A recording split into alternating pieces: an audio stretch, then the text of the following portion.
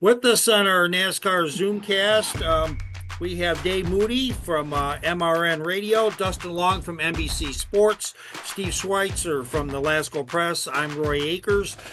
Gentlemen, the Hall of Fame announced the four drivers or the four people that are now into the Hall of Fame. Take her away as we have two Hall of Fame voters amongst our panel, Dustin Long and Dave Moody. Dave, what did you think about the announcement yesterday?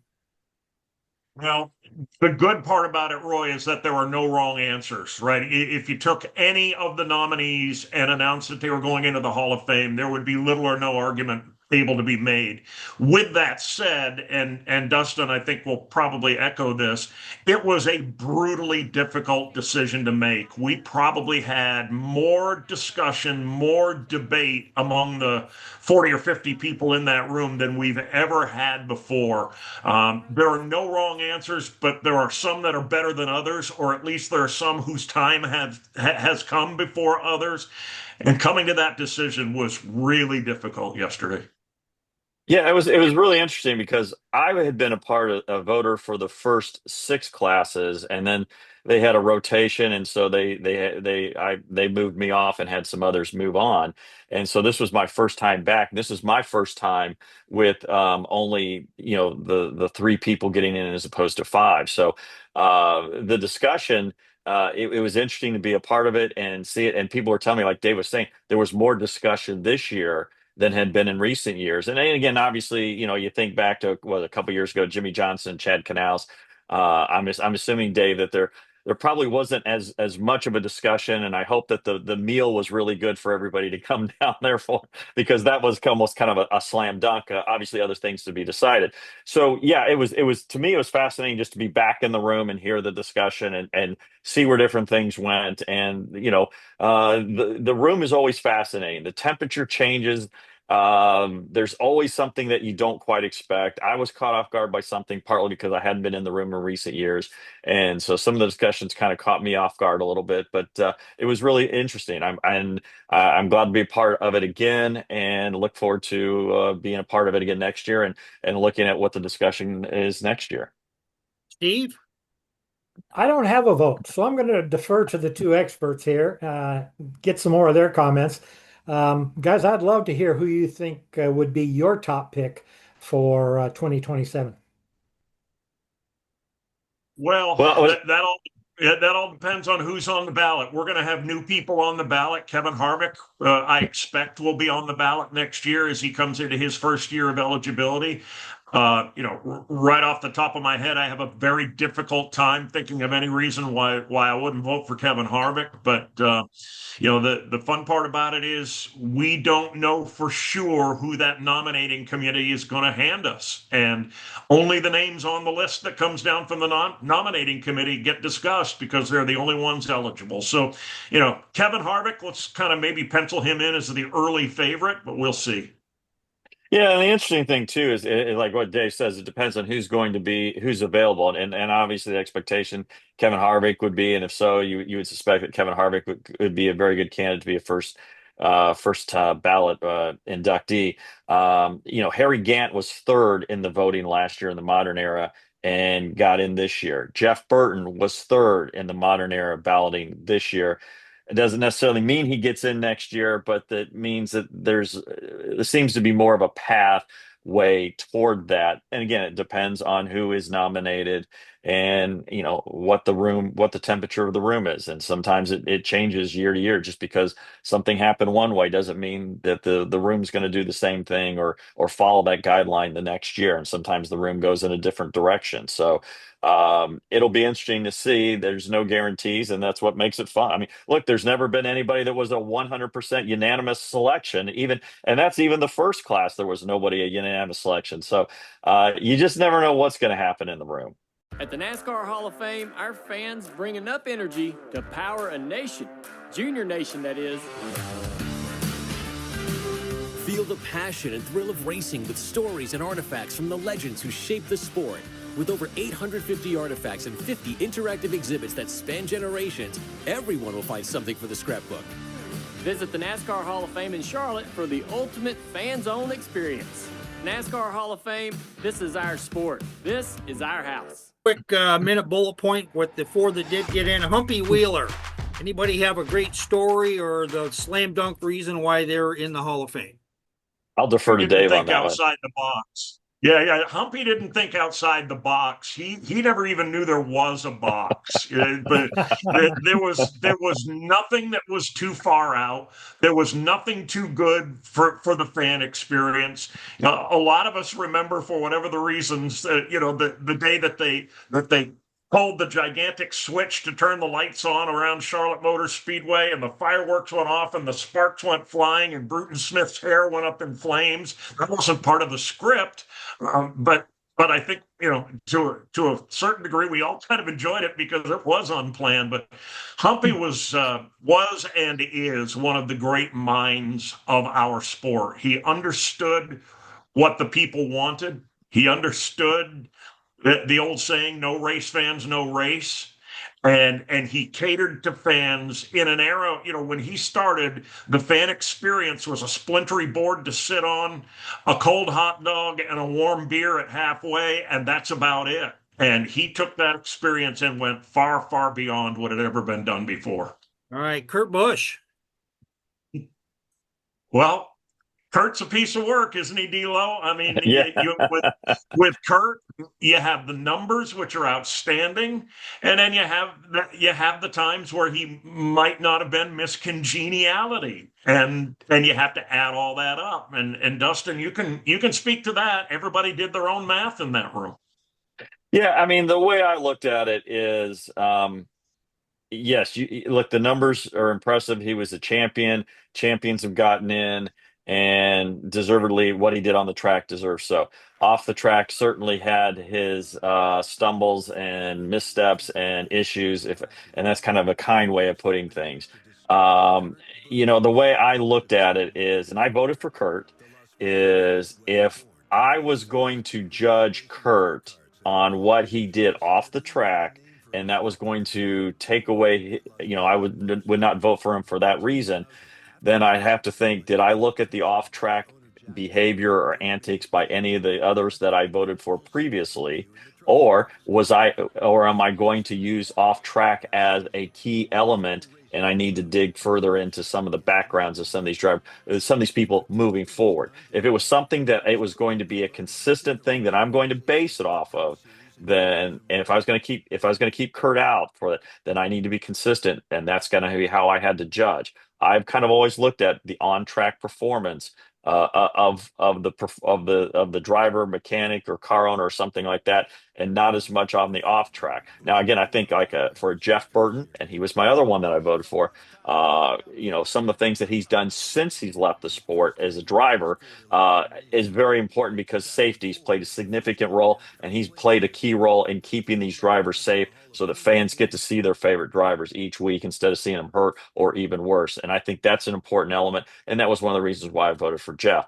But Kurt's just track record was there, and that's what I looked at. Not everybody may have looked at it that way, and that's fine. And that's the great thing about the room. One thing NASCAR does is they don't give us any guidelines. We have to decide our own self. What are our own personal guidelines of why you should be in the Hall of Fame? So how I see it with how Dave sees it may be completely different, and that's fine.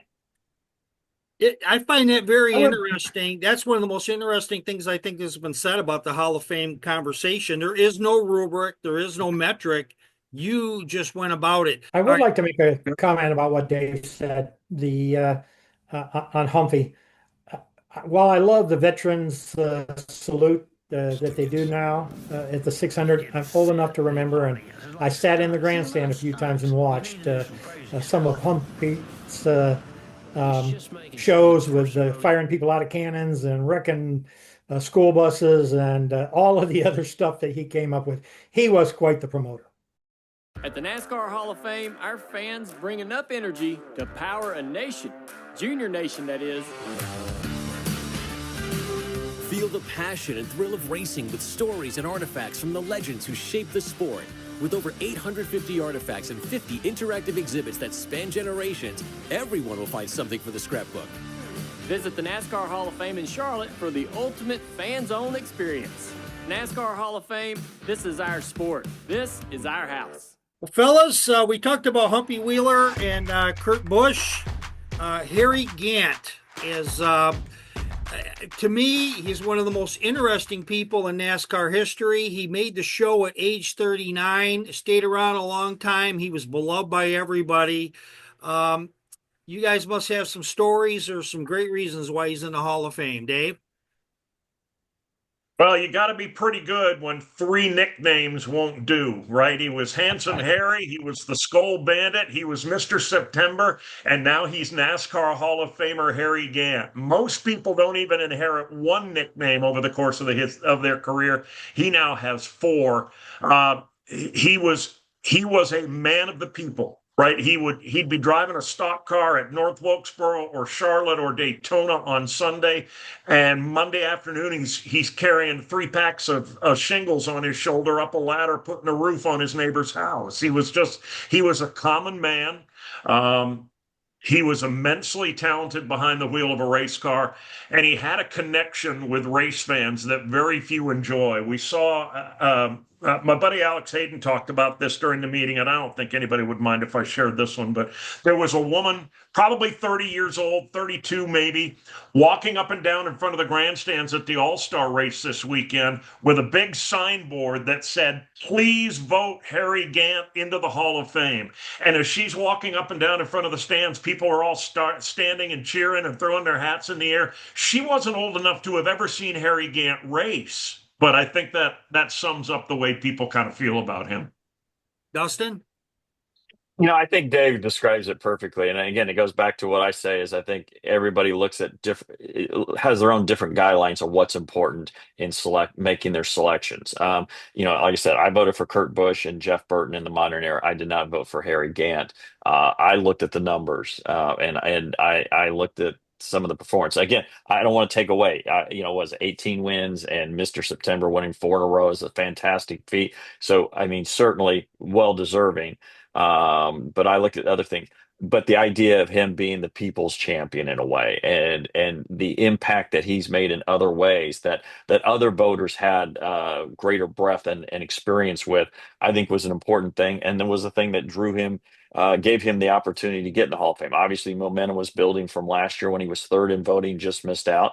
And look, I mean, it's a great selection, and you can't argue with it. And I think that was one of the things that was said in the room as we discussed different people was all these candidates are worthy. But and somebody said, well, here's why I look at this one. But any of these people could go in and certainly deserving. And again, I think like what Dave said is the people's champion, that there are other elements other than just the numbers, and that's why it's great to have 48 voters in there, because you have different criteria in what matters, and somebody like Harry Gant gets in, because if there's 48 voters like me, Harry Gant might not get in if I'm going to look at it in one particular way. And that's not fair. So to have a broad diversity of voters in that sense of their mindsets allows the opportunity to have Harry Gant, that some people might say, why is this person in? Well, here, let me tell you why he's in, because he did this on the track, but this is the impact he's had on the sport. Outstanding. Steve, any final comments on Harry Gant? I'm old enough to remember Harry Gant on the track, so the senior member of the group here. So, yeah, good call. I thought it was a good addition. And with that, last but certainly not least, he's the only man I know that's in the 700 club, and that's Ray Hendrick, Mr. Modified. And we're going to take it. Who wants to take it away on this one? That Flying 11 team, they were the best that there was available. Jack Tant was probably the preeminent motorman in the country at that time, and he owned the car, co-owned the car and built the engines. Clayton Mitchell was probably one of the preeminent chassis man in the country at that time. He owned the other half of the car and built the chassis. And Ray Hendrick was in class of his own when it came to driving the race car. They used to go to Martinsville twice a year for that spring and fall doubleheader, modified and late model. And it wouldn't have surprised anybody if Ray had won them both. That's how good he was. Wherever he went, he won. won. They competed up and down the Eastern Seaboard, sometimes 3 and 4 nights a week, and rarely lost. That's how good they were. I mean, you don't get to 700 wins by getting beaten very often, and they were just as good as there was. Dustin. One of the great things about being in the room is, I mean, I can do my homework ahead of time. But I'm also voting on people.